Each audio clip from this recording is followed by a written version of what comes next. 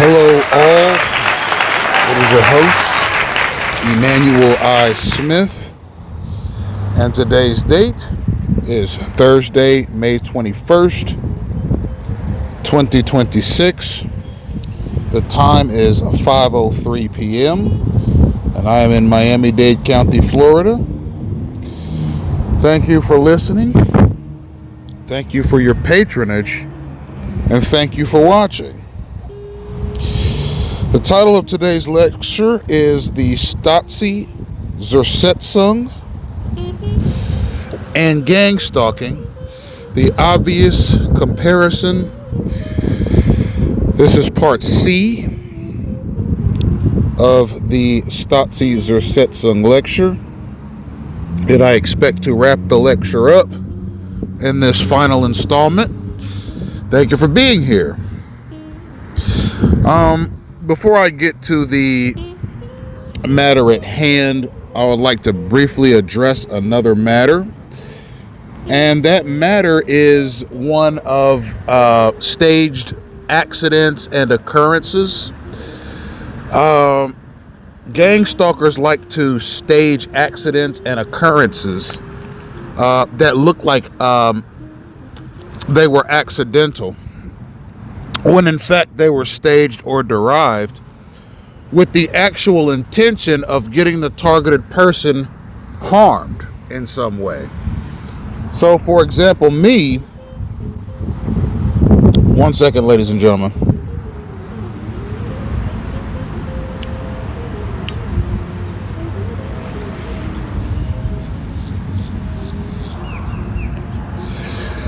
I experience this a lot, where gang stalkers will follow me up the street on a bus, and they'll be in cars and bicycles on the sidewalk.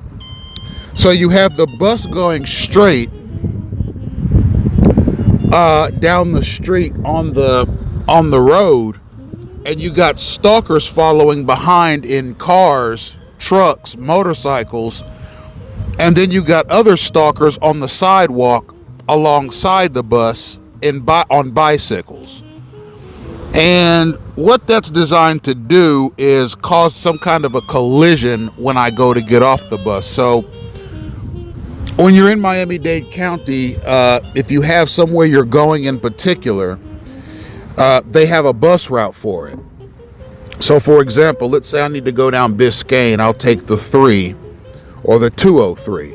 If I need to go down Collins Avenue, I'll take the 100 bus. If I need to go down 9th Street, I'll take the 9.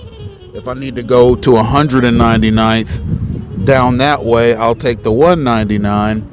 If I need to go to Hollandale, I'll take the trolley. If I need to go somewhere else, for example, another part of Miami-Dade, I can take the Metro Rail. And let's say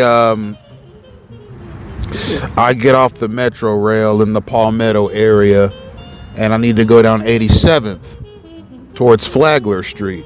I'll take the 87 bus. So it just depends on where you're going. Okay, there are a multitude of Metro buses in Miami-Dade County, and there's one for every route, really. So what stalkers like to do, and this is why I call them violent cowards and useful idiots, is because they like to try and stage collisions between me and some other stalker that they got following the bus. So for example, let's say I'm taking the 100 and I have a lecture planned for that day.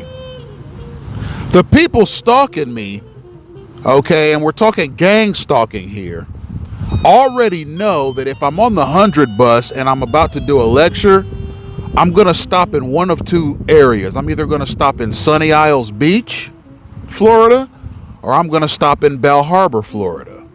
Those are the two cities that I typically do lectures in when I'm on the 100 bus.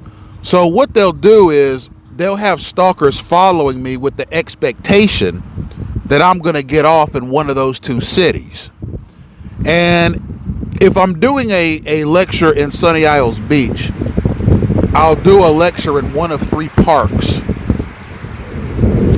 that are near the Turnberry Ocean Colony. So I go to one of these 3 parks. So they know exactly what stop I'm going to get off at. Whether it's Park A, Park B, or Park C, they know I'm going to get off at one of those parks. So they have stalkers ready and waiting for when I hit the string on the bus. And as soon as I step off of the bus, there's a bicycle coming down the street, coming down the sidewalk, or there's a scooter coming down the sidewalk, or a motorized vehicle coming down the sidewalk at the exact moment that I step off the bus in an attempt to get me into some kind of a collision with one of these whack job stalkers that they have, right? And sometimes they miss you just by inches, which means that they were actually trying to run you over as you were getting off the bus. Okay, that's the kind of pestering, annoyance, staged attacks, and pure cowardice. Okay, and just simply spineless thuggery that gang stalkers participate in. I mean, I don't know if they draw some sense of accomplishment by staging that kind of thuggery, but ultimately, ladies and gentlemen, all it's going to do is make them, their families, their country, and their God look stupid, silly, bad. Because this program is getting exposed more and more by the day.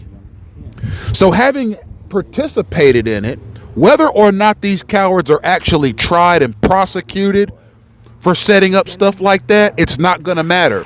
For the rest of their stinking lives, they're going to have to look at themselves in the mirror and go to bed knowing that they participated in that garbage.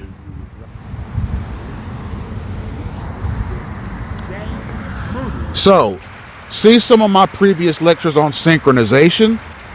Okay, that is a synchronized encounter with gang stalkers. They use synchronization, distance, timing, and location to not only cause collisions with pedestrians, but they also use those same mechanisms to cause car accidents with targeted persons, so as to inconvenience that target person, to make them come out of their pockets for insurance costs and rental costs and all that, right? And it's also meant to instill in the target a sense of insecurity or instability in their daily movements. That's the kind of thuggery we got going on here in America, ladies and gentlemen. But I wanted to begin the lecture on that note, ever how grim it is, to emphasize that point. Now, I have videos on YouTube and Facebook on synchronization and staged accidents, and I highly encourage you to tune into those lectures to get more of a grasp on exactly what synchronization is and how it factors into the overall destructiveness that you see in these clandestine gang stalking campaigns, ladies and gentlemen. But I had to begin on sort of a negative note, which I don't like to do, but I'm forced to do on occasion in order to properly get the word out about this mechanism that I think that the Executive Office of the President, the Supreme Court of the United States, and the Congress of the United States all have a role to play in eradicating this very unconstitutional program, which in my estimation has already left a stain on America's overall legacy. So that's the opening talking point for today, ladies and gentlemen. From time to time I do opening talking points, not all the time, but sometimes.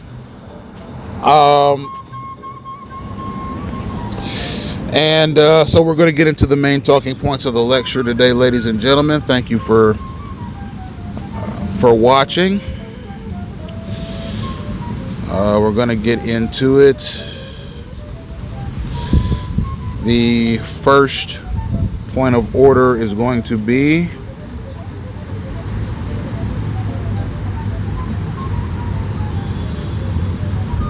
it's going to be the BBC article. That's the British Broadcasting article. It was published online Tuesday, May 25th, 1999.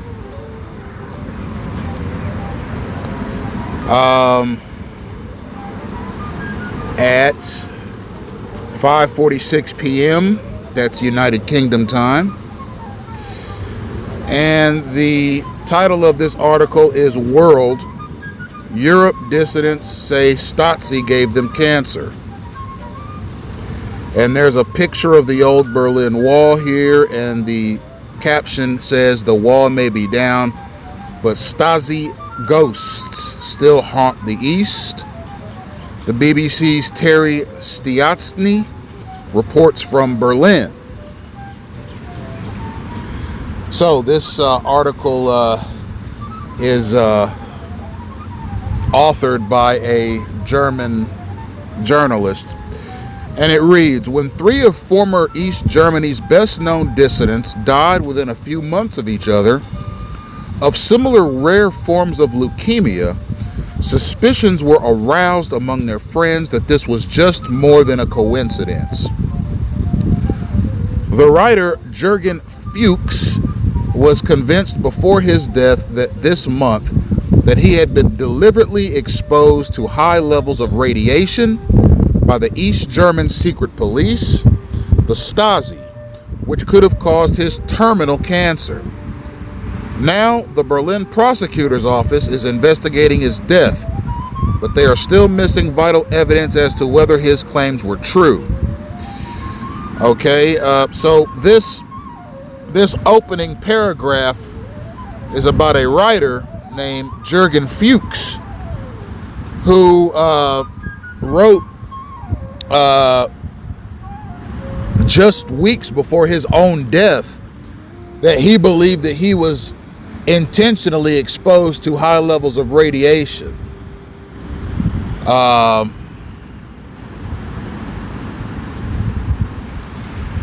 By the East German secret police. Now this writer lived during the 70s, 80s, and 90s, when the Zersetzung program was in full effect.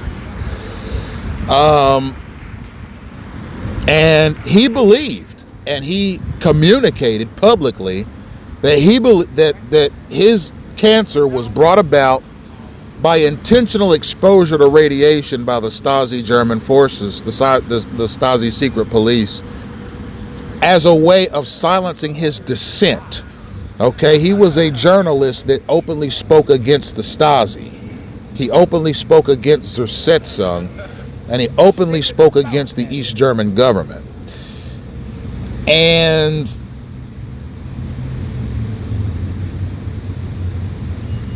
he died of cancer. And he believed that his impending death was a murder, a state-sanctioned murder that was brought about by the Stasi. The next section is called the Memorial to the Tortured. Many of those dissidents were held for interrogation, and later some served their sentences in Hohenschönhausen prison in the northeast suburbs of Berlin, Germany. Today, the prison has been kept as a memorial to those who were detained and sometimes tortured there. Although it is no longer a prison, it has lost nothing of its power to scare the visitor arriving at its steel gates.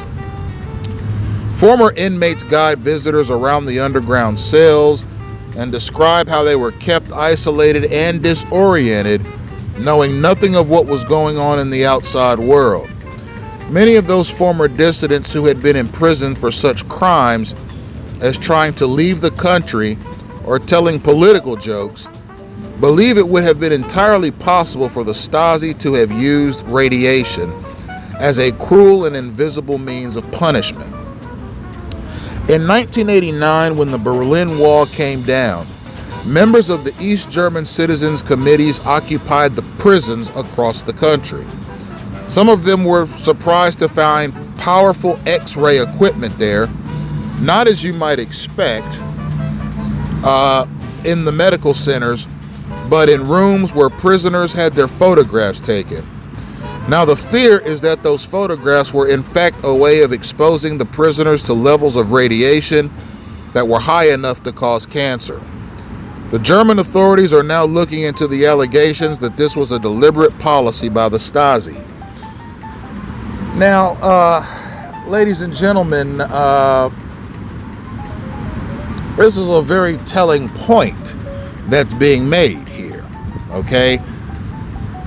Towards the end of the East German regime, as it was starting to lose power and influence, and as Germany found itself coming closer and closer to unification as a singular entity as opposed to two separate countries, East and West Germany, there were a lot of political dissidents who openly spoke out against the East German regime. And a lot of those political dissidents were put in these horrible prisons in Berlin, Germany, the Hohenschönhausen prison, and these people were systematically tortured by the prison guards at the behest of the East German regime. The cells were underground. No one could see what was happening. No one could hear what was happening on the outside world. They were isolated. The prisoners were isolated. They were disoriented.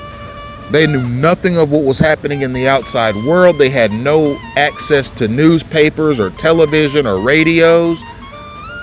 Their only reality, these prisoners, was the reality of being a prisoner in the Hohenschönhausen prison in the northeast suburbs of Berlin, Germany. Some of these people who were political dissidents were incarcerated for indefinite periods of time with very little in the way of a judicial process, for things like telling political jokes, or perhaps they tried to leave the country. They were imprisoned before they were able to board the plane, that type of thing. And anything that resembled political dissent against the East German regime was met with incarceration in these horrible facilities.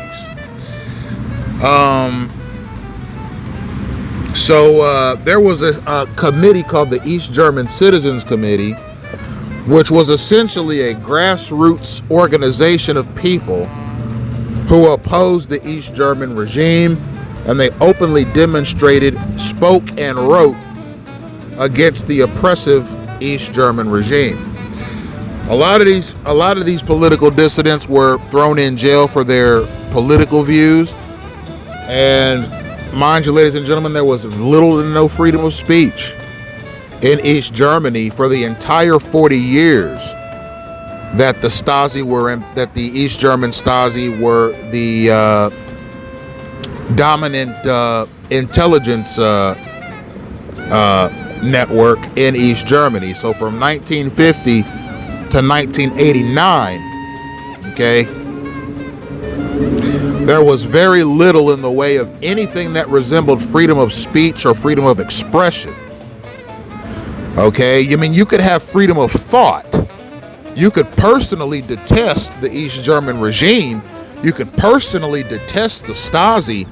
You could personally detest the Zersetzung and Gangstalking campaigns that East German citizens were placed in, but you could not express these political dissident views for fear, or rather running the risk of being captured by the Stasi because of these citizen informants that were constantly around, constantly documenting, constantly listening, and constantly reporting East German citizens to the Stasi for possibly speaking out against the East German regime.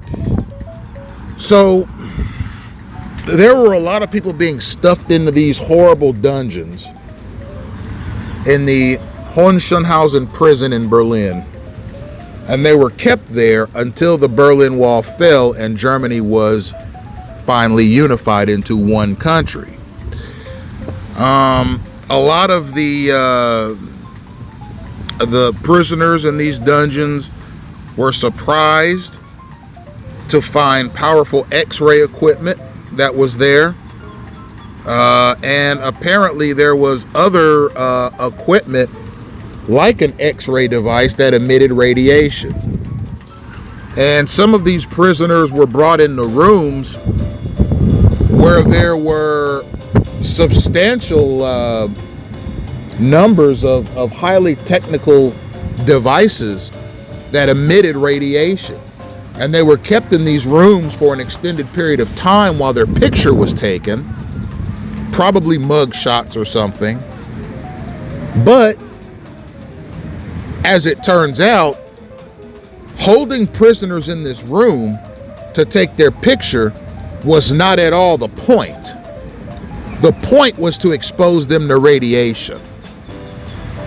Okay, it was a very cowardly way of degrading the health of the prisoners and putting them in a situation to where they could catch cancer because of these devices that were constantly being aimed at them in this prison.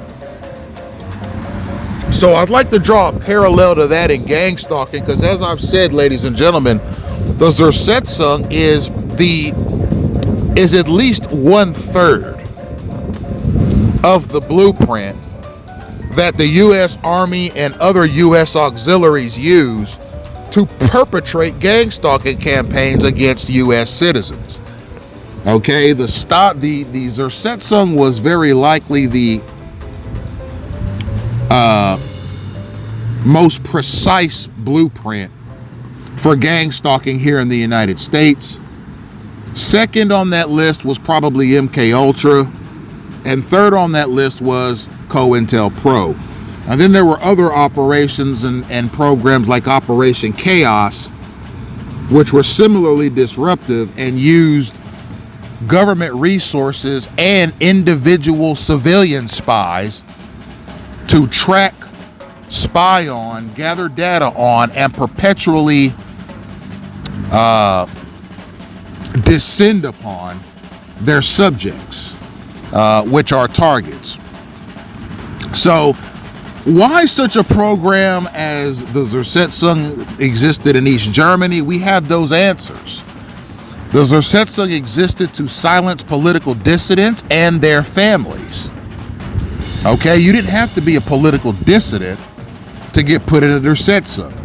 You could be a friend or family member of a political dissident and get put in a Zersetzung and have the entire quality and trajectory of your life not only impeded upon, but trampled upon, degraded, decomposed, and corroded, not only by the state, not only by the Stasi intelligence network and secret police, but by your fellow citizens as well, at least 300,000 of them scattered across East Germany, acting as civilian spies and operatives. That's exactly what you have here in the United States. You have people who have been deputized or semi-deputized or otherwise plugged into this program called gangstalking, and they act as civilian spies, they act as civilian attackers, they act as civilian disruptors, and they act as total tools of whoever it is that's controlling them. And they do it with a smile on their face because it gives them the opportunity to exercise power over people, even destructive power, with absolutely no consequence whatsoever. So that aspect of life here in the United States in a gang-stalking campaign is directly reminiscent of the kinds of things that were happening to targeted dissidents in East Germany from 1970 to 1989 in the Zersetzung program. So, here in the United States, they have directed energy weapons that these stalkers are using on targeted persons, and these directed energy weapons are capable of causing severe bodily pain, and if you use them on anyone long enough, and regularly enough, you can cause cancer, because a lot of these directed energy weapons that these little stalkers are running behind closed doors using on people, a lot of these directed energy weapons are spectrum based. They use ultra low frequencies, and these frequencies are directly pointed at people to cause them discomfort and disillusionment. If done to a person enough times, in enough places, over a long enough period of time, a person can develop cancer because of these invisible spectrum-based weapons that are being used on the citizens of this country. The Constitution doesn't matter. States' rights don't matter. Inalienable rights don't matter here in the United States. The only thing that matters here is the gang-stalking mechanism and its facade of being a national security mechanism. That's it. That's all that matters. These national security mechanisms have officially trumped the U.S. Constitution and made it null and void in the interest of a bunch of pestering, hostile, annoying, and violent stalkers who communicate with each other using a signaling mechanism that's supposed to be covert, a verbal command mechanism that's supposed to be covert, vehicular maneuvers that are supposed to look like simple driving maneuvers, and a whole host of other communicative devices that are aimed at directing stalkers to the location of targets to descend upon them like a pack of wild animals, ladies and gentlemen. And I wouldn't doubt for a second that in the Stasi Zersetzung program in East Germany from 1970 to 89, there was a similar signaling and communication method that was being used among the Stasi and the portion of the population that was deputized by the Stasi to act as civilian spies.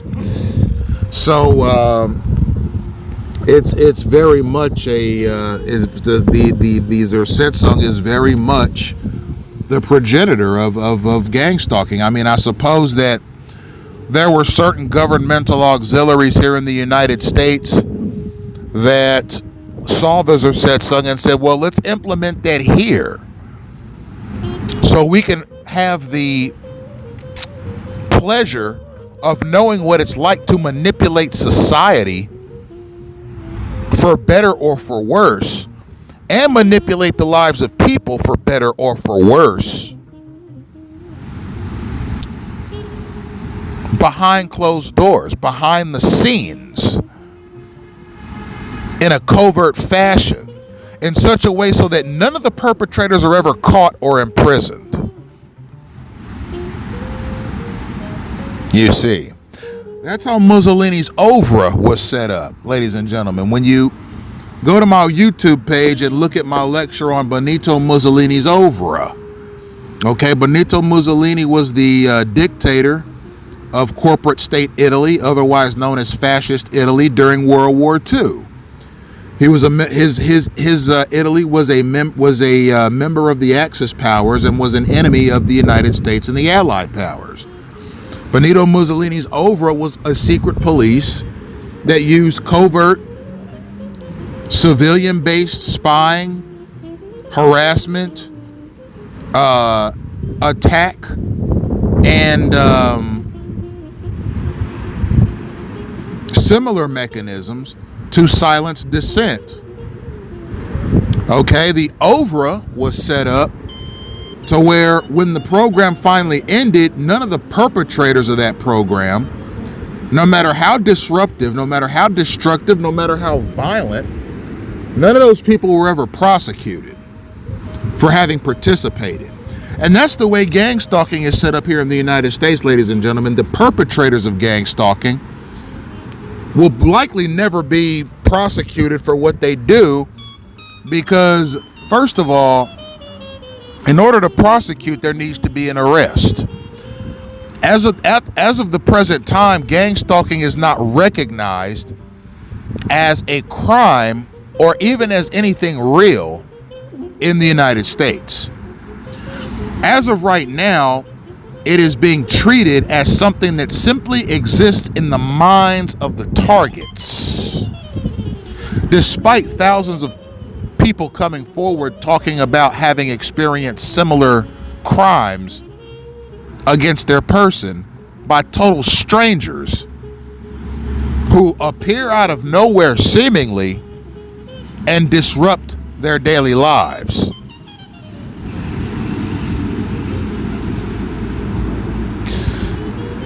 Okay.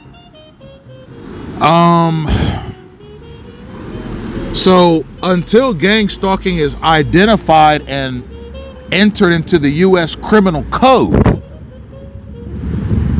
there's no way to prosecute it. Which means that people who participate in gang stalking here in the United States are essentially consequence-free criminals that can use their harassment methods, their attack methods, their disease spreading methods, and yes, their murder and attempted murder methods undetected by federal, state, or local law enforcers. And even the U.S. military, ladies and gentlemen, the Department of War, as we call it now, has very little in the way of information about clandestine gang stalking aside from what targeted individuals are telling them.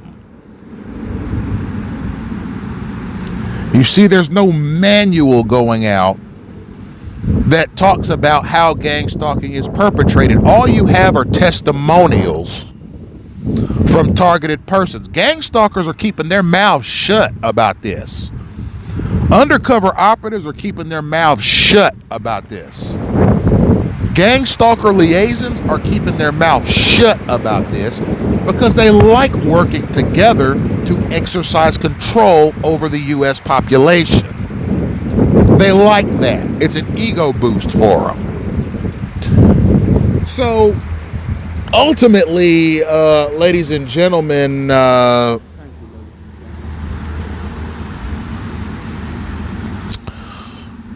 it's going to have to be the targeted individuals that come forward. All right, there have been a handful of mainstream news articles about gang stalking, but it has not been treated as a mainstream topic or a mainstream political issue. Furthermore, there's been very little, if anything, said about it on the Senate floor or in the House of Representatives. And I'm not sure that the President of the United States is quite convinced himself as to gang stalking's existence and its political consequences, its social consequences. All right. The Supreme Court has not begun doing deliberations on its legality because there's not been a status quo set yet. There's no status quo. As of right now, the only status quo concerning gang stalking is to call everyone who comes forward about it psychotic. And that's a way to discredit the targeted individuals and slow down the process of this horrible program being eradicated. So we're going to move on to the next section, ladies and gentlemen. It's called Poison and Sabotage. Thomas Auerbach works as a scientific researcher for the main authority investigating the Stasi. He saw X-ray equipment himself when he was taking part in a sit-in in an East German prison. He has seen the documents which show that a variety of experiments were being carried out involving the potential uses of radiation as a mean of poison and sabotage. He believes that instead of X-rays, it was highly likely that radioactive isotopes were used to try to induce cancer in prisoners. But so far, his searches prove But so far, his searches through the archives have not brought conclusive proof. Medical opinion is more skeptical. Radiologists say that high doses of radiation, whether from X-rays or from more concentrated sources, have been shown to increase the use of cancers like leukemia. But on the other hand, they argue that it would be hard to administer such doses without the unwilling patient being aware of them or feeling the side effects. But perhaps the hardest thing to explain is why anyone would have wanted to inflict such suffering even on people they saw as enemies. 10 years after the collapse of communism, the enmity that the secret police might have felt towards those who defied them is hard to imagine. But those who lived under the old regime and who now work to find out what really went on explain it like this. They were Stalinists, they say, and for Stalinists, any means necessary could be justified to get rid of the enemy. So what we're seeing here is we're seeing the opinions of a man named Thomas Auerbach. He is a German scientific researcher who's researching the possible uses of X-rays by the Stasi to cause cancer in prisoners. So X-rays use radiation, moderate levels of radiation to see inside of a person. That's how X-ray machines work. You stand behind the X-ray machine, and the X-ray machine points moderate levels of radiation at your body so that images of your skeletal system are visible on a screen to doctors and nurses.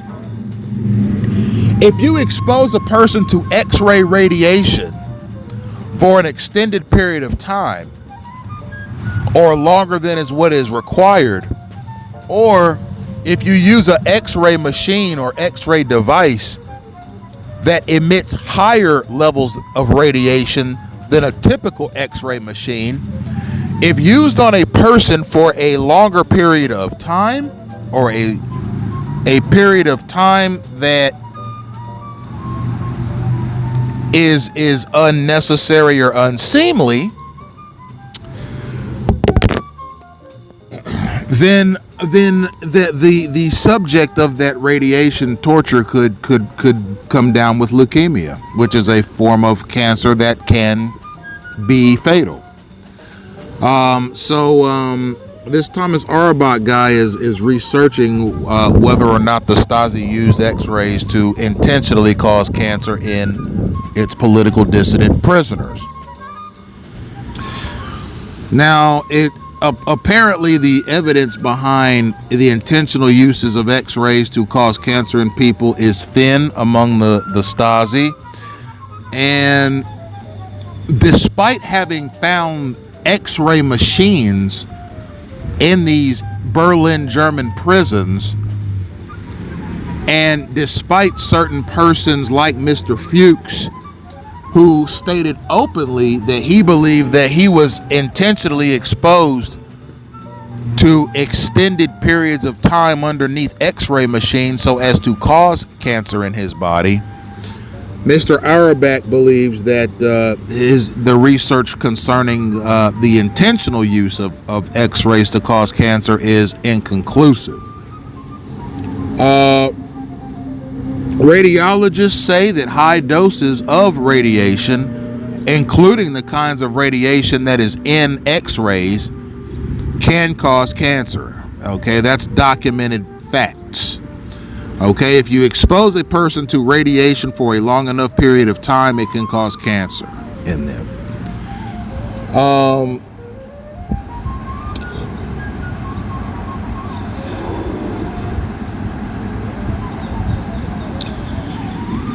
It boggles the mind as to why the East German regime wanted to do such a thing, even to its political dissidents.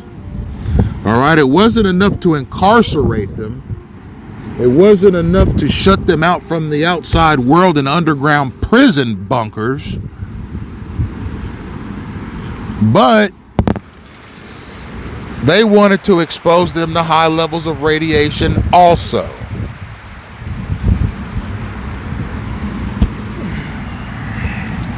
And that was just the Stasi. That was the nature of them. Okay. Particularly those Stasi secret policemen who worked during the time corresponding to 1970 to 1989. They wanted to imprison every political dissident possible. It was no longer just about decomposing their life or corroding their life with clandestine mechanisms that included the use of secret police and civilian informants. But they wanted to incarcerate these people, these dissidents, and make their lives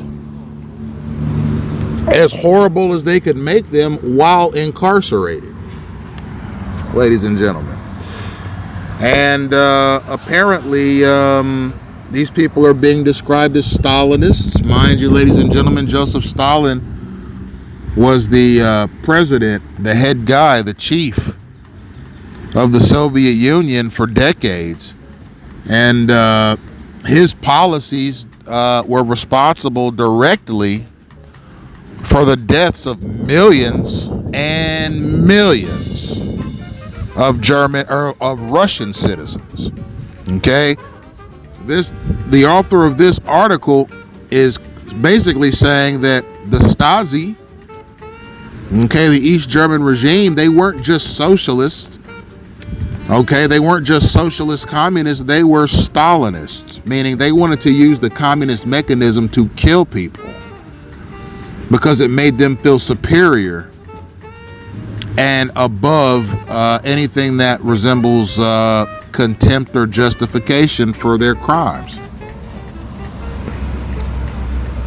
All right, so we're going to move on to the next article.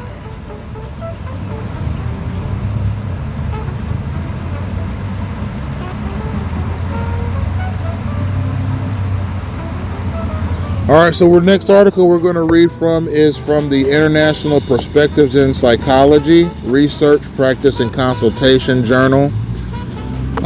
This particular article was written in 2018 and was published by the American Psychological Association. The title is Psychologists' Involvement in Repressive Stasi Secret Police Activities in Former East Germany. And this article was written by Andreas Marker of the University of Zurich and Suzanne Guski-Leinwald of the University of Applied Sciences in Dortmund. So these are basically two academic researchers that got together and wrote this journal. And both of these academic researchers are of German heritage. I'm going to read this article here.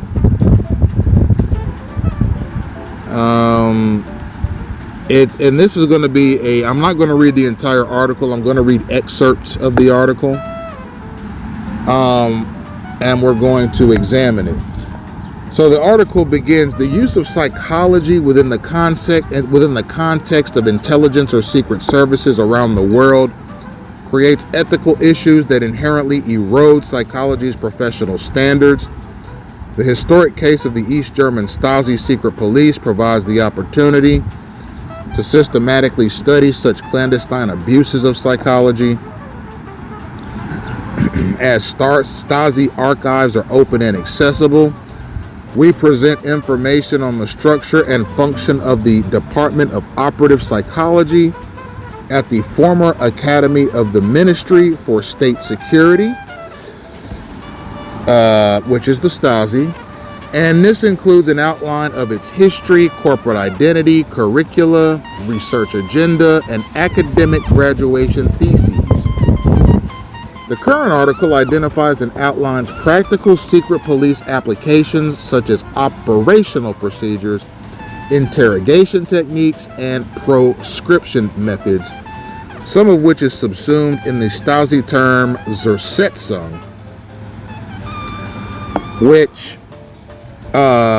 translates into English as decomposition, erosion, corrosion, or decomposition of personalities. Which, ladies and gentlemen, was the whole purpose of the Zersetzung. It was meant to decompose, erode, and destroy the quality of life of its targets, just like gangstalking is. And finally, these findings will be discussed within regard to the professional ethics codes of psychologists.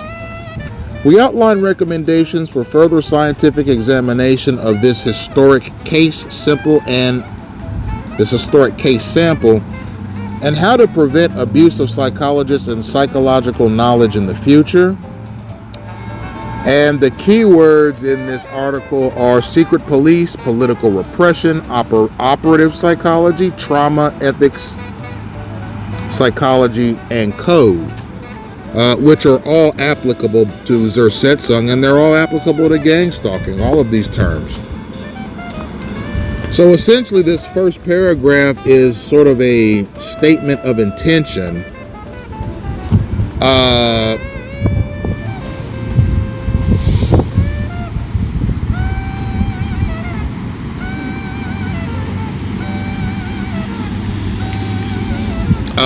With what this article is supposed to accomplish. And basically it's meant to state the facts concerning what a program like the Zersetzung does to a person psychologically, ladies and gentlemen, because mind you, the Zersetzung, like gangstalking, is not about simply causing a person physical harm. Physical harm to the target is only the tip of the iceberg. Stage collisions are only the tip of the iceberg. German disease spreading, only the tip of the iceberg.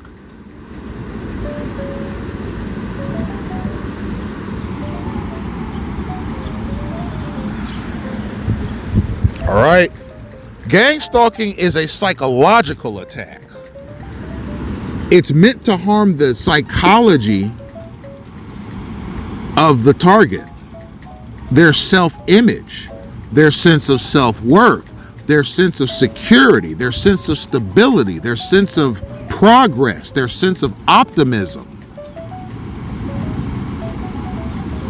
Okay, their work life, their interpersonal life.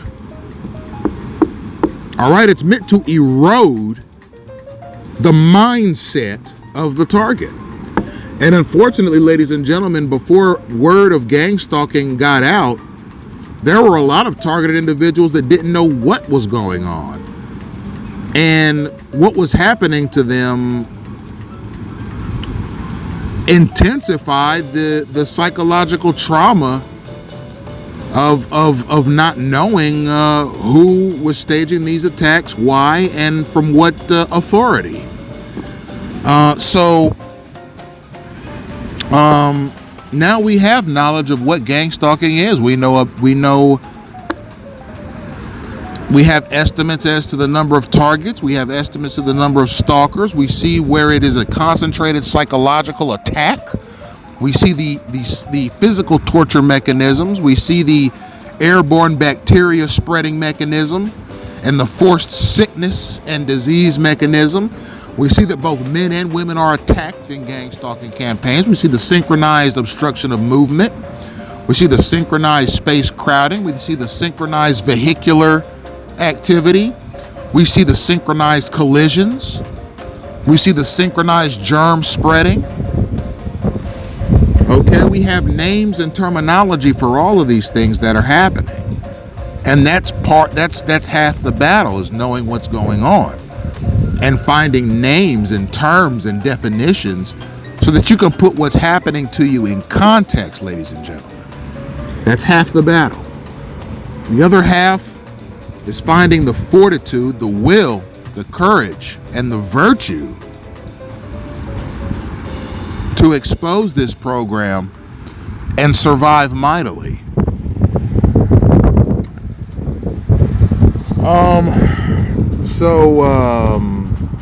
The article continues, under some historical conditions or circumstances and contexts, psychologists and psychological knowledge were in danger of being abused by political powers, largely for clandestine purposes, such as conducting torture or the persecution of political opponents. These abuses became apparent after World War II, during the time known as the Cold War, in the 1950s and 60s, as well as in more recent discussions about the involvement of U.S. psychologists into torture. The open intelligence or secret police archives of the former East German Stasi, which is an abbreviation for Stasi Zersetzung, state security, provides an abundance of material on a unique example of such abuses of psychology. The story of the former Department of Operative Psychology at the Stasi Academy in Potsdam can also provide links to discussions on the preservation of ethical standards in psychology. However, currently no systematic publications exist in foreign languages or languages other than the German language on psychologist collaboration with Stasi, or Stasi rather, except for a few individual essays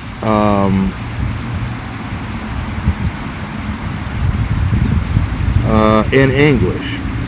One book review and some scholarly pieces in Polish exist as well.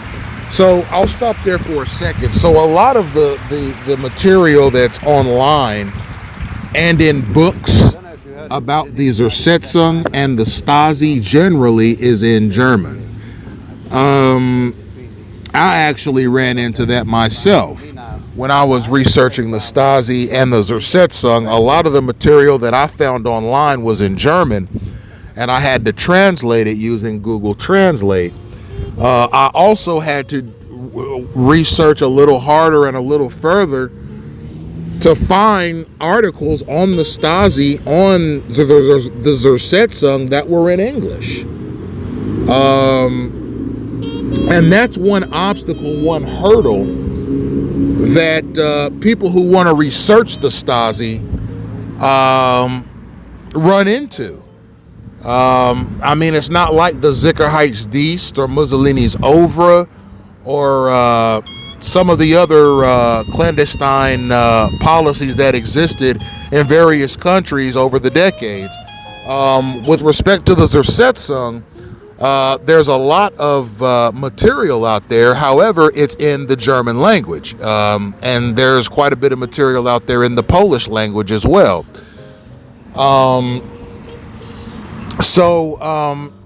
You know, if you want to research the Zersetzung, if you want to research the Stasi, typically you have to do quite a bit of research because that's one hurdle. I mean, a lot of it is in the German language. I mean, the Stasi Zersetzung is something that needs to be translated because there's not a lot of it in foreign languages. So if a person is from another country and doesn't speak English as their first language, my conversations on the Stasi Zersetzung may not make sense to them. They may not be able to grasp or understand the totality of it. And they may need to take these videos and translate them into a foreign language so that they can get a better grasp or a better idea of just what the Stasi Zersetzung was and why it was important or consequential. So the last paragraph on this article is the East German historical context. The peaceful revolution in the German Democratic Republic, or East Germany, began in November 1989 and led to the country leaving the Eastern Bloc of the communist countries several months later and becoming reunited with the Federal Republic of Germany. The GDR was a one-party dictatorship that relied on political repression of dissidents or so-called political enemies. So basically what this is saying is that the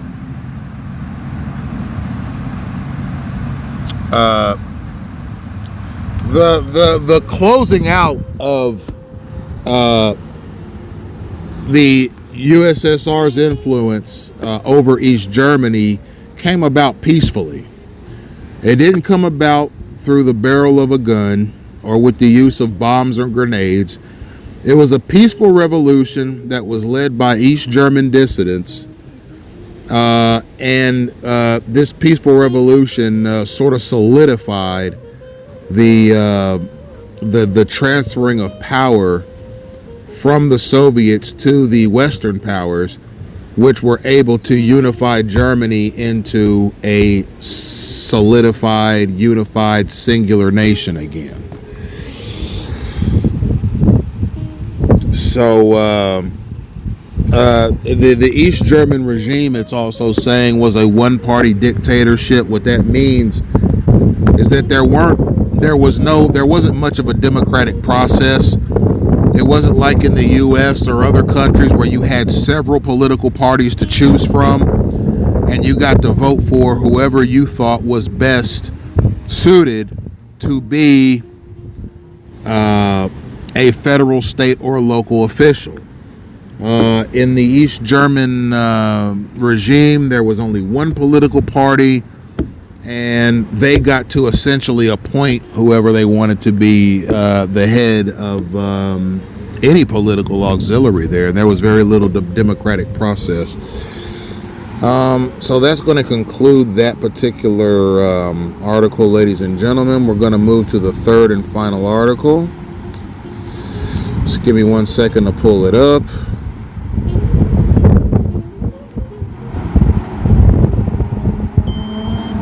Alright, this next article is going to be courtesy of the Insight Intelligence Group, which is actually a corporate investigations and risk management firm that is basically a consulting firm for businesses looking for investigatory services and risk management services. This Inside Intelligence group also writes textbooks on this topic, corporate investigations and risk management, which are very important in any business, particularly large-scale businesses. If you need to investigate various matters that could impede the progress of the business involving departments or workers, this particular business, the Inside Intelligence Group, offers services to that end. It also offers risk management services, which are services that require analysis of a company's financial situation, if that, and it makes recommendations on what the next best move is for a company who is experiencing a time of transition, so much as to keep that company afloat financially and to cut that company's losses. So this group, the Inside Intelligence Group, is an Australian privately owned company established in 2003, which offers highly detailed investigative intelligence services, as well as contemporary information risk management solutions for corporations, insurance companies, brokers, and legal firms throughout Australia and internationally. This company produces articles on its blog about a number of historical topics. One of the things that this company likes to blog about is the Zersetzung,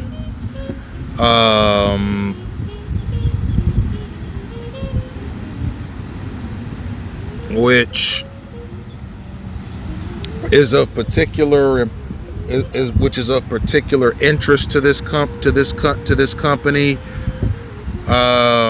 This company's chief editor is a man by the name of Clive Smallman, Professor Clive Smallman, who, let me give you some information on Professor Smallman. He's the professor of management and the dean of the University of Western Sydney Business School. He's a seasoned business advisor and leadership coach with over 40 years of experience helping entrepreneurs and executives design sustainable business plans. And this man, Professor Clive Smallman, is a consultant in the textbooks, the academic textbooks that the Inside Intelligence Group writes on corporate risks investigations and risk management. And he is also a consultant on the company's blog, which talks about historical matters, and he was a consultant on this article that we're about to read from. And there was also another contributor to this article named Mario Beeks. So no doubt this article was a collaborative effort between Professor Clive Smallman and his co-writer Mario Beeks. So we're going to read this article, and then we're going to close out the lecture, ladies and gentlemen. Thank you for listening. The beginning of this article is an introduction to the Zersetzung, which translates to decomposition or disintegration. And it begins, Zersetzung, which translates to decomposition or disintegration, is a covert and methodical form of psychological warfare used by the East German Ministry for State Security, also known as the Stasi, during the Cold War years.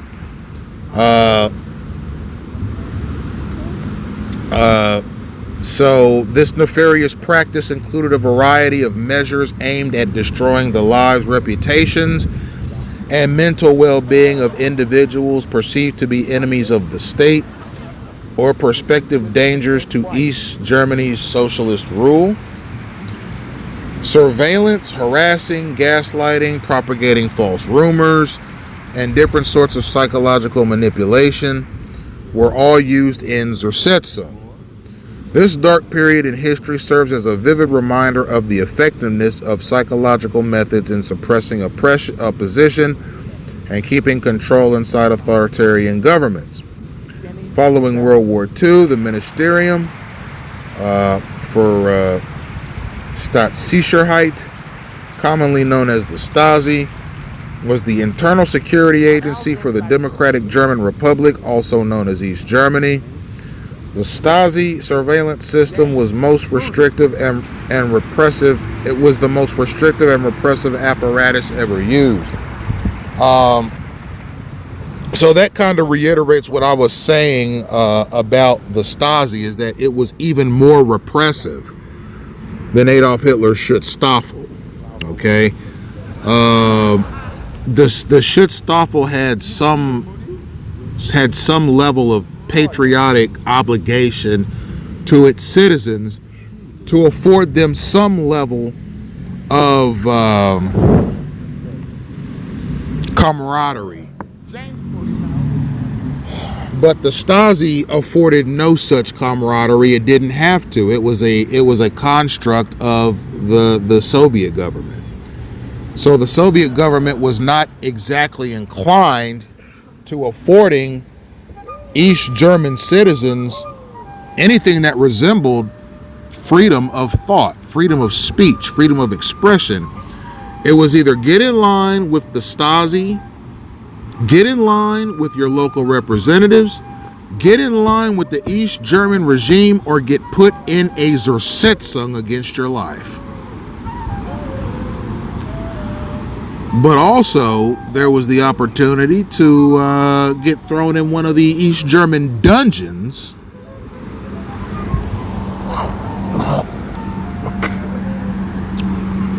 and have your life deprived of you that way. Your life, liberty, and happiness deprived of you that way. So the core practice of the Zersetzung program, which is the progenitor to gangstalking, ladies and gentlemen, was to deteriorate the life of the target without arresting or killing them. It wasn't an arrest unit. It wasn't a murder unit. It was a deterioration unit aimed at decomposing the life of a person through false rumors, surveillance, harassing, gaslighting, home invasions, psychological manipulations. All of these things were used by the Stasi from 1970 to 1989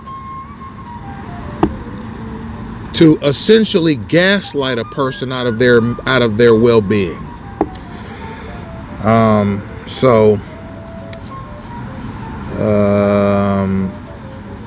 The next part of this article is reading, Germany was divided into two halves between 1945 and 1990.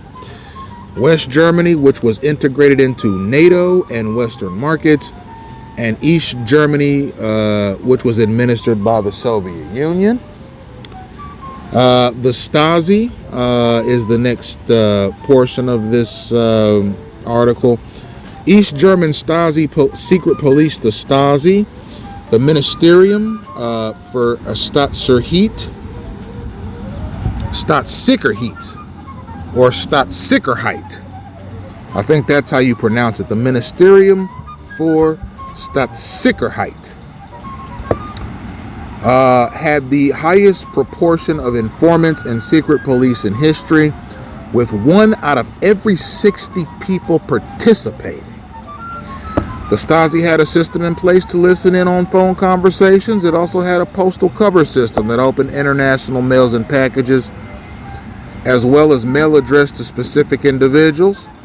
The Stasi kept track of all foreigners who were allowed to enter East Germany. In fact, there was a department tasked with determining whether or not somebody had illegal Western food in their garbage. Okay?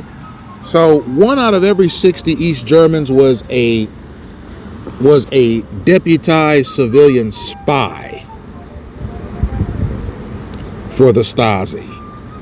That's why it was so easy to operate the Zersetzung and destroy the quality of a person's life. Every time they stepped outside, they were swarmed by civilian spies that were aligned with the Stasi, and they were being directed by the Stasi as to how to decompose the quality of the target's life without an arrest, without an assault, without a hit, okay? Without an assassination. It was the decomposition of the person's life that was their punishment for being a political dissident or being related to a political dissident. That was how the Stasi operated. That was how the German Democratic Republic operated. That was how the Soviets operated. That was how this program operated. It decomposed, it corroded, it caused the systematic and material degradation of the life of the target, of the person that was placed in the Zersetzung. And that was the mechanism. That was the action. That was the protocol that was used by the Stasi. Okay? Because of its director, Erich Milke, who approved each and every measure that was used against a person who was placed in a Zersetzung. The Stasi kept track of all foreigners who were allowed to enter East Germany, and also they were so intricate in their surveillance protocols that they even went through people's garbage and trash cans to find evidence of Western materials, including Western German foods, having been consumed in that household. Okay, yes, the Stasi had an operation where they dug through the trash cans of East German citizens on trash collecting day to see if there were any West German food in their trash can. If there was any West German food in East German trash cans, the person whose trash can had the West German food in it could be incarcerated, fined, or otherwise penalized simply for having West German food in their trash can.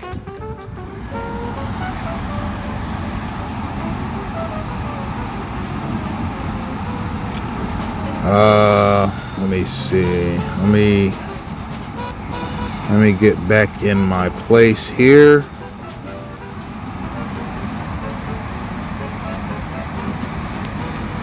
So yeah, ladies and gentlemen, I mean, they were very repressive. They were very in control. They were very involved in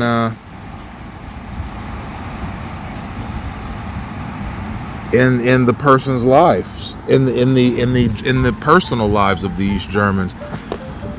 Okay, so the Stasi used a scent approach, collecting odor samples from suspects to strengthen their files. The Stasi collected and compared the smells of suspected dissidents in a systematic and covert manner. Dogs, for example, may be able to match the scent of a protest rally flyer, that of a suspect organizer. In the Stasi Museum now, you can see rows of jars with yellow fabric inside. So they had a scent network that gave them the opportunity and the power to observe how people smelled, to see if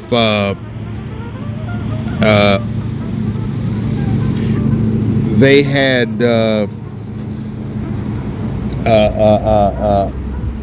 well let me backtrack. They collected scent samples from political dissidents, so that they're highly trained canines. Okay, the Stasi trained canines to track down political dissidents based on their scent. So let's say a group of 30 political dissidents in East Germany were rounded up and incarcerated. They would allow their highly trained canines to collect scent, to observe scent samples of these dissidents, so that if out and about, these canines would be able to sniff out other political dissidents. Because apparently the Stasi had this belief that a lot of these political dissidents smelled alike. Okay, because they were around each other, they were in and out of each other's homes, they were in and out of various businesses that were frequented by political dissidents, and they all ate similar foods. So if you took the shirt off of a political dissident and you allowed a highly trained canine to observe the scent and so forth, that canine would be able to go out into the world and track down political dissidents based on scent alone, you see. So the article continues with the Stasi's informant army. This section of the article begins: the Stasi's deployment of a vast number of informants disguised from its prior monitoring systems. In Germany, they were known as informal collaborators, or in the German language, it's inoffizieller Mitarbeiter. That is the German translation of informal collaborators. They were also called IMs. An illustration of how such monitoring could work: the German news magazine Der Spiegel once featured an inquisitive Hausfrau who was requested to water her neighbor's plants while they were abroad, and uncovered the ingredients for a wonderful and expensive West German pudding by East German standards. It was enough for him to lose his job when his neighbor informed state security. So the informal informant army are the civilian spies that were deputized by the Stasi to report to them any sign of political dissidence. They were called informal collaborators by the Stasi. And basically,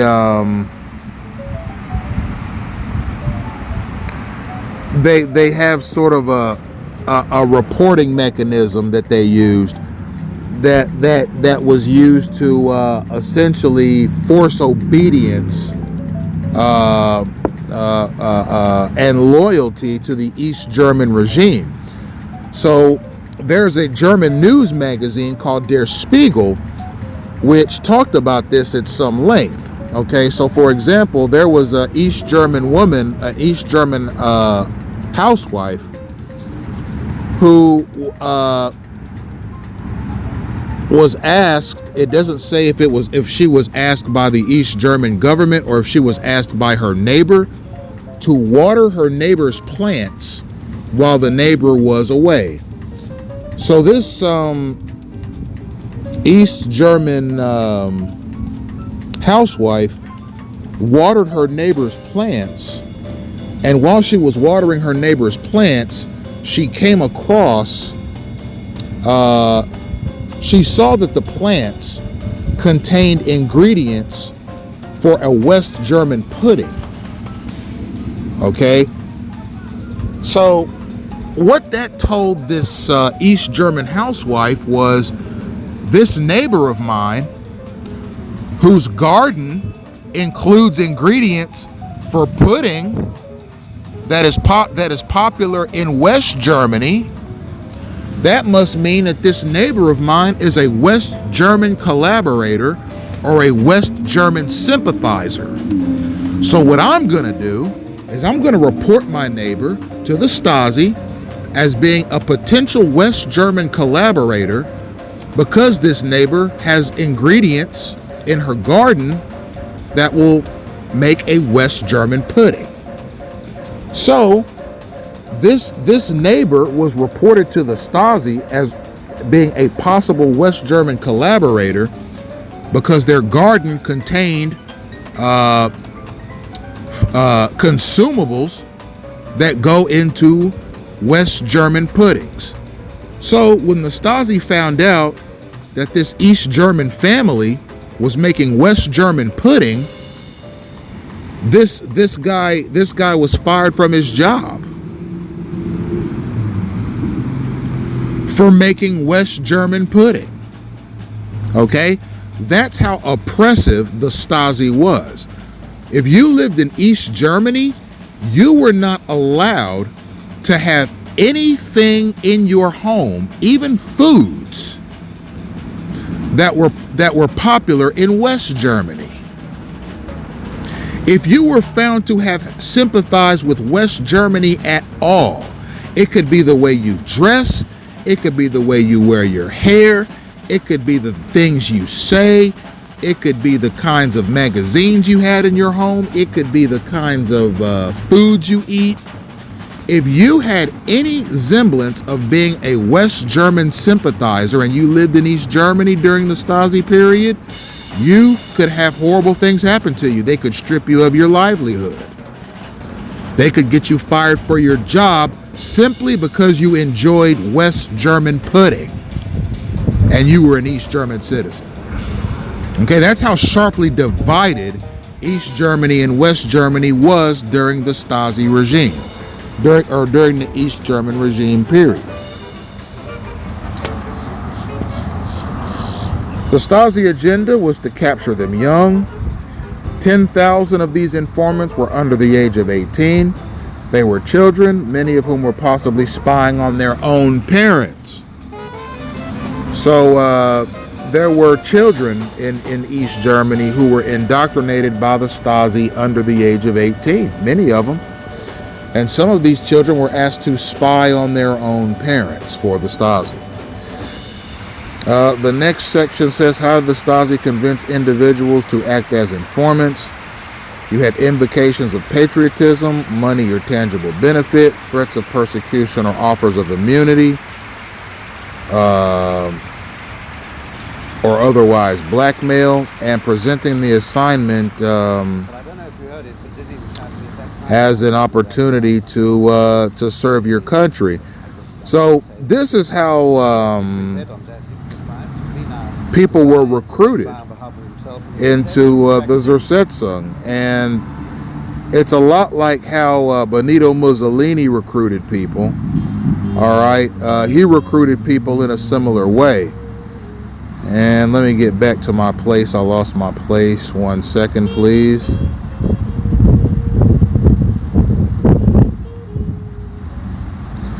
So this is how the Stasi got people to join their undercover operative spy program. They would basically appeal to your sense of patriotism. Some were paid.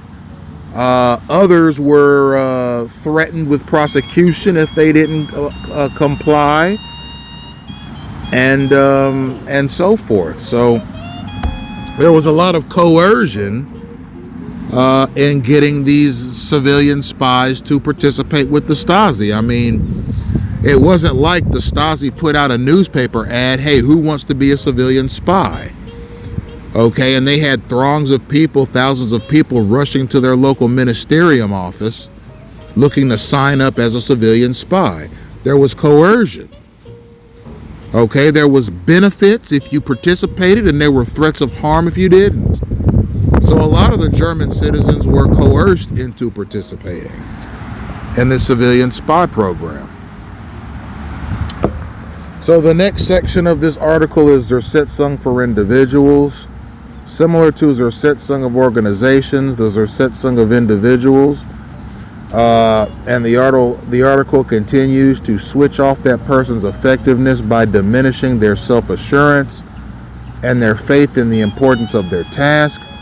The Stasi didn't care if a person shut down due to disappointment, fear, burnout, or mental illness, because all results were acceptable and the officers didn't care about the mental health or social status of people either during or after the operation.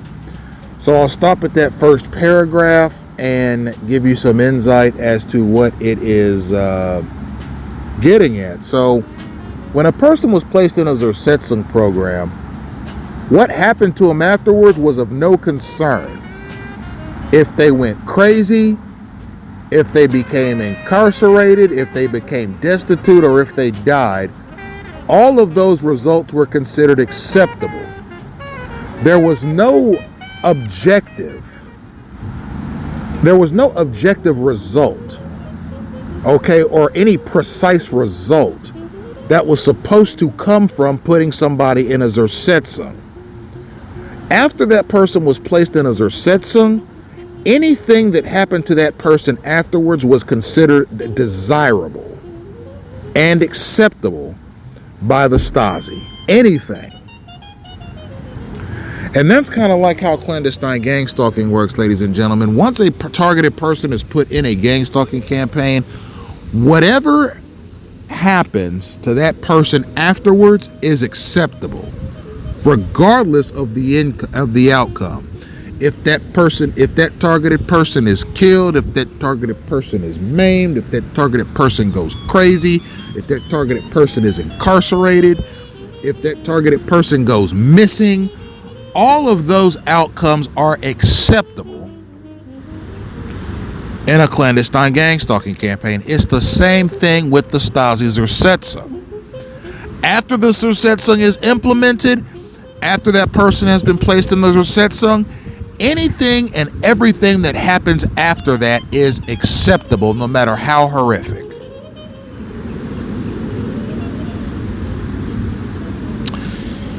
Okay, so the next paragraph reads, individuals Zersetzung was often performed by gradually diminish the target's quality of life in order to simply demolish the target's confidence.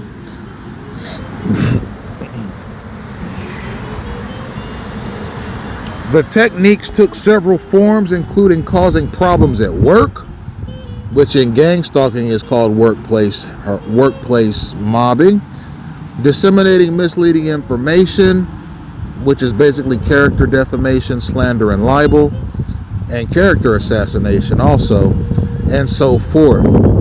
Even when rumors and information were transmitted around coworkers, superiors, and social circles, they were frequently plausible lies that were difficult to establish or deny. And the example is incorrect political views, inappropriate behavior, the potential that they were informants, and so on. So when using the slander mill mechanism in East Germany from 1970 to 1989, the Stasi during a Zersetzung would inform civilian informants who were in proximity with their target to spread rumors and misinformation about the target, particularly rumors and misinformation that was hard to confirm or deny. You see, rumors and misinformation that was difficult to research. Okay, rumors and information that was difficult to establish. Okay, the kinds of libel that was difficult for a person to say, no, that's not true. Okay, so for example, these rumor mills were narrative based and not evidence based. And I've oftentimes said that about clandestine gang stalking, ladies and gentlemen. Stalkers like narratives, not evidence. A narrative, if you create a narrative about somebody, it doesn't necessarily have to be true in order for that narrative to have a devastating effect on that person's life, especially if you spread it around the community. Okay? Evidence is solid facts. Okay? Stalkers don't like evidence, they like narratives because it gives them control over the person's image. It was the same thing in the East German regime during the Stasi period. They use narratives rather than evidence to impose a rumor or a falsehood about a person that was difficult for that person to deny if ever that rumor came around and that person heard about the rumor. Why is it difficult to deny these types of rumors? It's difficult to deny them because so many people believe they're true already.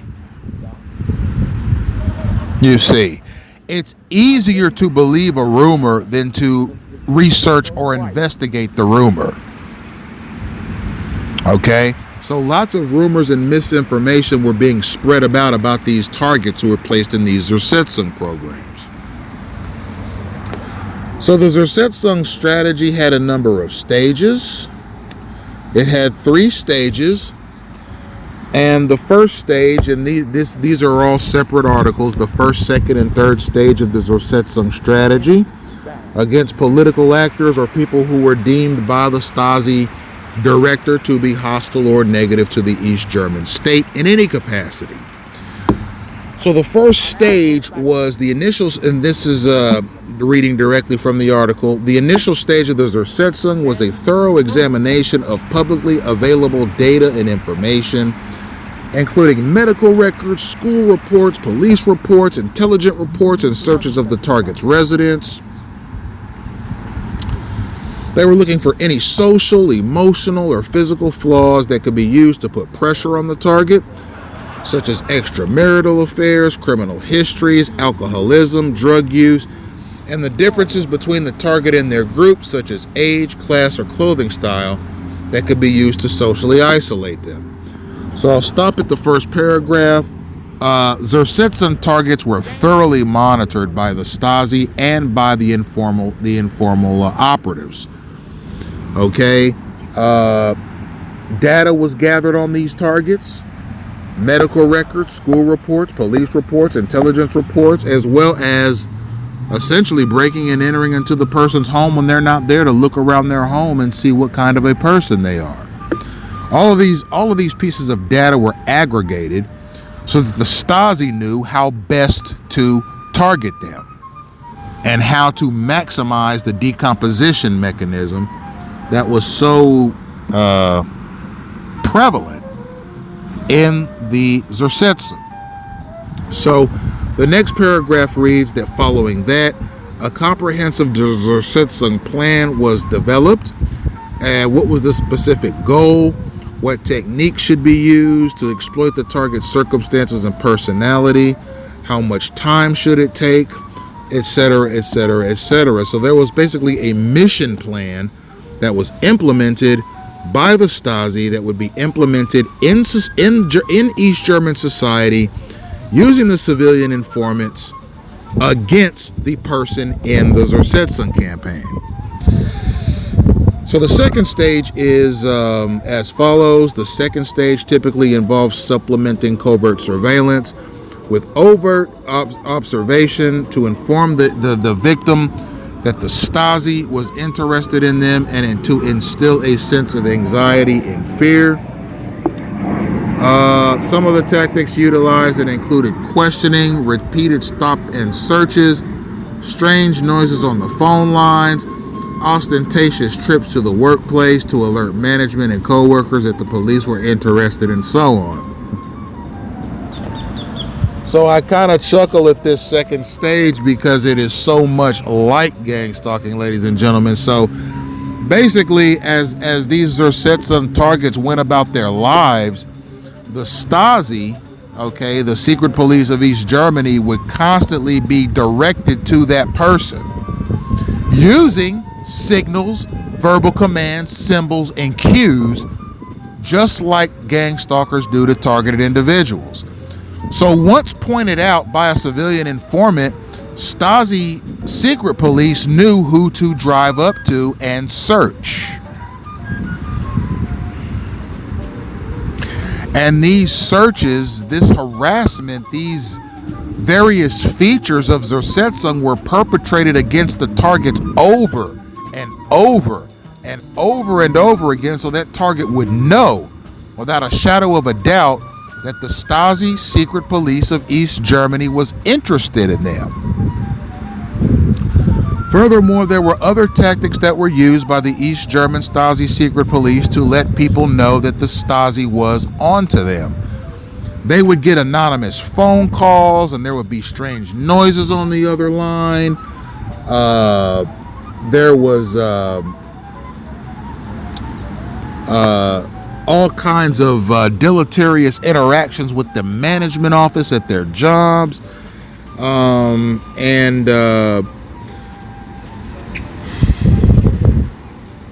There were repeated questionings of the targeted person by the Stasi police, and so forth and so on. And ladies and gentlemen, it was done to instill anxiety and fear in the target, so that they would know that they were being surveilled by the Stasi, and that the Stasi could harass them, question them, incarcerate them, interrogate them anytime they want, for any or no reason at all. And the reason the Stasi knew who they were is because they were being pointed out to the Stasi by civilian informants. So the third stage involved verbal and physical abuse, such as people breaking into the target's home, moving around furniture and rearranging house decorations while the target was gone, putting socks in the wrong drawers, changing their alarm clocks. Okay, so let's say the Zersetzung target typically gets up at 7 a.m. Civilian informant would break into their home, or rather enter their home at some point, and change their alarm clock from 7 a.m. to 5 a.m. so as to confuse the Zersetzung target.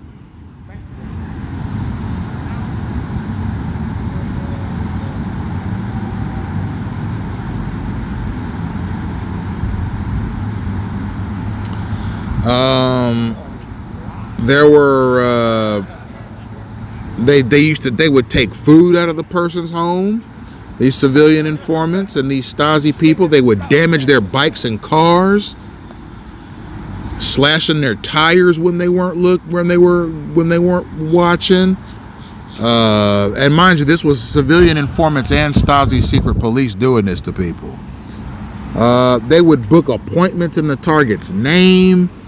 If the target had a doctor's appointment or something, the Stasi or informant civilians, spies would find out about that doctor's appointment and cancel it, so as to cause confusion in the target's life. Sometimes they would book appointments in the target's name, and that target would get a call from somebody confirming appointments that the target never made. Families were being used as a form of blackmail also. The next paragraph reads, families were used against activists with oppressed family members, for example, exerting indirect pressure on the activist as a tool for persuasion. This is so much like gangstalking, ladies and gentlemen. Your daughter will get into serious trouble if she stays involved in that group. Can't you make her see sense? Her marriage and career is at stake, right? So persuasion, coercion, blackmail, okay? Being arrested repeatedly for any or no reason. Being physically attacked on the street by plainclothes operatives. Being subjected to abuse and assault as a result of these false rumors that were being spread around about you around town. Bullying at your workplace, bullying in your neighborhood by your neighbors shunning you. As a matter of fact, these are all examples of physical harassment. And it is well acknowledged that modern Germans are reluctant to reveal information to parties other than the German government. They also disagree on various areas of surveillance given their legacy, and we can see why. They are concerned about the consequences because they have witnessed the dangers of widespread government surveillance. So there you have it, ladies and gentlemen. Your community, your family, your co-workers all turned against you by the East German Stasi Zersetzung program.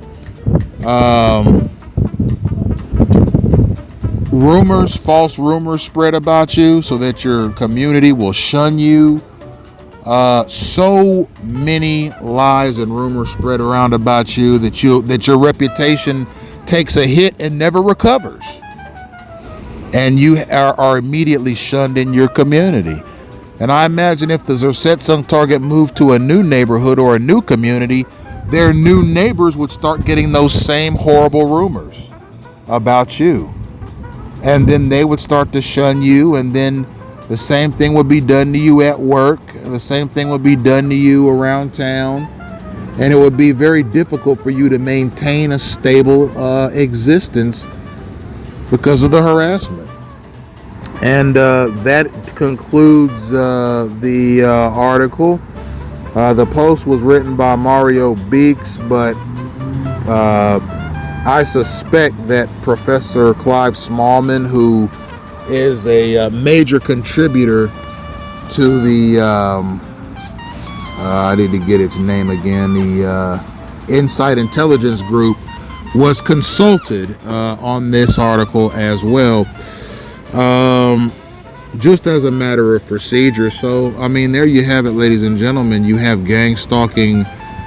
You have its progenitor right here in front of you. I mean, every instance of gaslighting, false rumors, secret police investigations, civilian informants being mobilized against you, the degradation of your work life, the degradation of your home life, the degradation of your family life, the intrusion into your home, the psychological mind tricks, all of these things have been passed down from the East German Stasi movement into American gang stalking campaigns. There's simply no way around it. There's simply no arguing it. There's simply no denying it. When you look at what clandestine gang stalking is and how it works and how it functions and how it degrades, decomposes, and disintegrates the life of the targeted person, it runs very, very parallel to the Stasi Zersetzung. And that's why I say, ladies and gentlemen, that despite a lack of conversation on this program by the media, which, mind you, I'm not blaming the media, okay? I'm not blaming the Supreme Court. I'm not blaming the executive office of the President of the United States. I believe that they need to aggregate data, they need to find narratives, they need to find information, they need to take positions, they need to do a lot of things before they're able to come to any type of a unified conclusion as to what gang stalking is, what causes it, why it's important, why it's consequential, why it's unconstitutional, why it's potentially criminal activity, why it's corrupt activity, all of these things. Okay, apparently testimony or testimonials from people who claim to be experiencing gang stalking just simply isn't enough. The American establishment, its news media, its government, its academic community, they need more. They need more data. And that's a big part of what I do as an investigative researcher, ladies and gentlemen. I find pieces of data, okay, that I believe are relevant to the gang stalking discussion, and I present it to the global community so that the U.S. federal establishment, its state and local establishment, can see how deleterious and unconstitutional this program is. And by finding programs like MKUltra, by finding programs like COINTELPRO, by finding programs like Operation Chaos, by finding programs like some of the Reconstruction era social warfare that was used against freedmen and their supporters, and also similarly programs that existed in other countries. Okay, the Schutzstaffel, the Ovra, okay, the Sicherheitsdienst, the People's Commissariat of Internal Affairs, some of the things they did. All right, and quite possibly KGB activity, which is something I may look into for future lectures. But as far as I'm concerned, the People's Commissariat of Internal Affairs was the forerunner to the KGB. So any program of a covert nature that the KGB could have ran in Russia, okay, it had to have been derivative of the People's Commissariat of Internal Affairs, or the NKVD. And I have done a lecture on the NKVD. Look at me on YouTube and Facebook for that lecture. And with research comes understanding. I mean, if you read about the NKVD, if you read about the People's Commissariat of Internal Affairs, you are going to see essentially a blueprint for KGB activity. So any program that the KGB could have run that was covert and clandestine in nature, that had a disruptive impact, or like the Zersetzung had a decomposition impact on the life of a target or a dissident, it was going to be in many respects derivative of the People's Commissariat of Internal Affairs, or the Zersetzung. Okay, it was going to have to be derivative of these two programs. So I haven't skipped over the KGB, but when you cover the Zersetzung, which was a Soviet enterprise, and you cover the NKVD, which was also a Soviet enterprise, by proxy you're covering the KGB. I mean, its covert operations were derivative of the NKVD and the Zersetzung. So,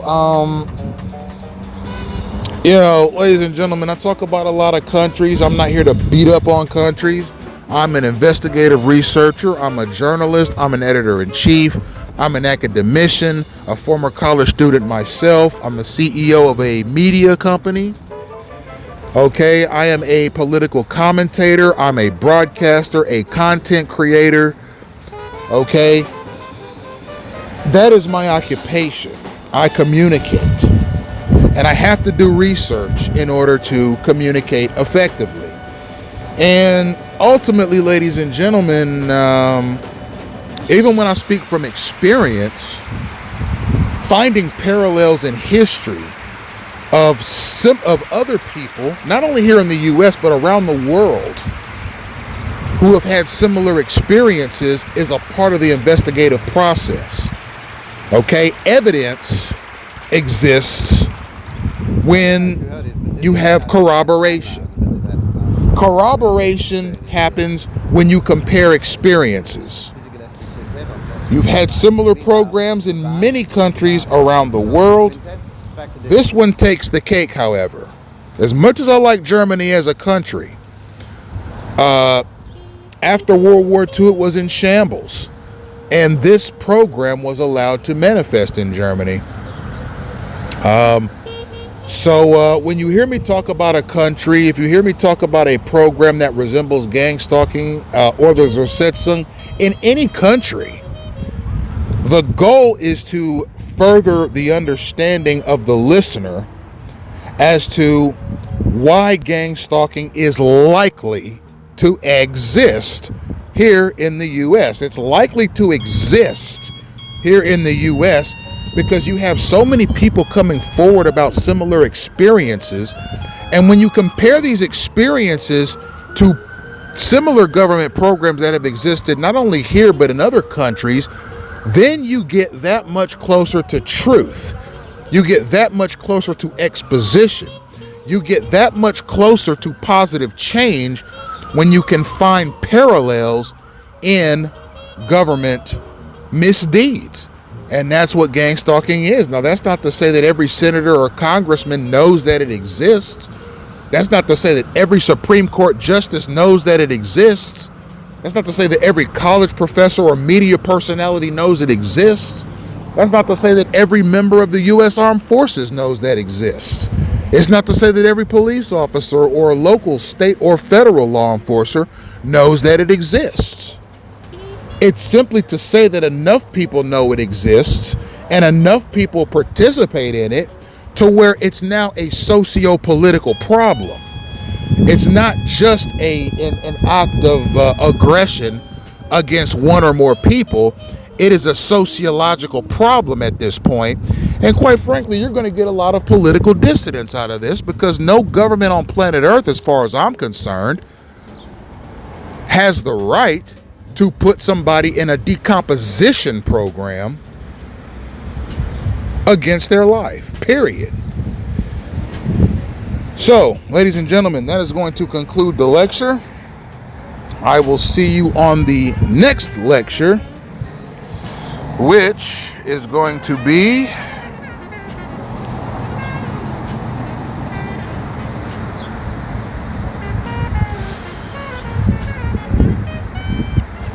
okay, the next lecture is going to be MK Ultra Part 6, Biological Terrorism. And in this lecture, I'm going to talk about MK Ultra, and particularly its biological experiments. Okay, we've talked a lot in the past about the chemical experiments, but now we're going to talk about the biological experiments, the ones that were aimed at spreading germs and diseases against American citizens. Thank you for tuning in.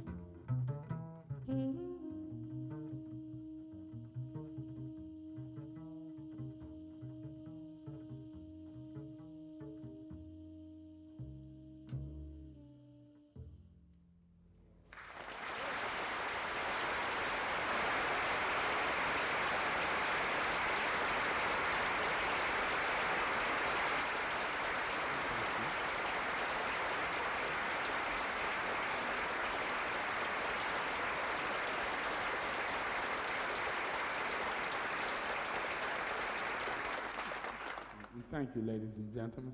Now, before we go any further, we'd like to take this opportunity to introduce the musicians in the quintet.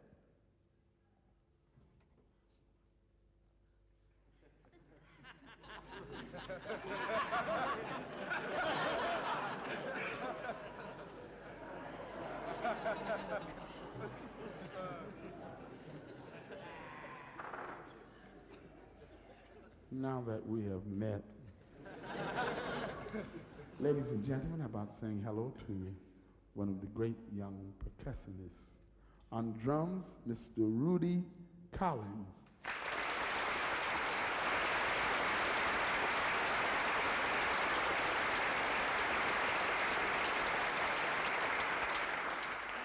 On bass, a young man who's in the true tradition of the other great North Americans of West Indian stock.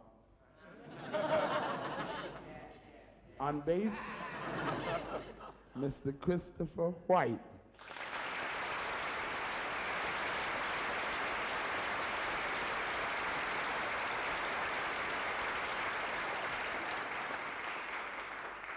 We expect to hear much more, and more, and more, and more for our brilliant young pianist.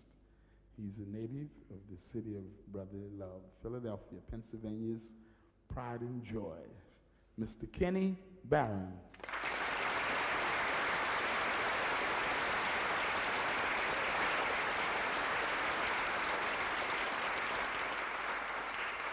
On alto sax and flute, I'm sure you would recognize this name as I introduce Mr. James Moody.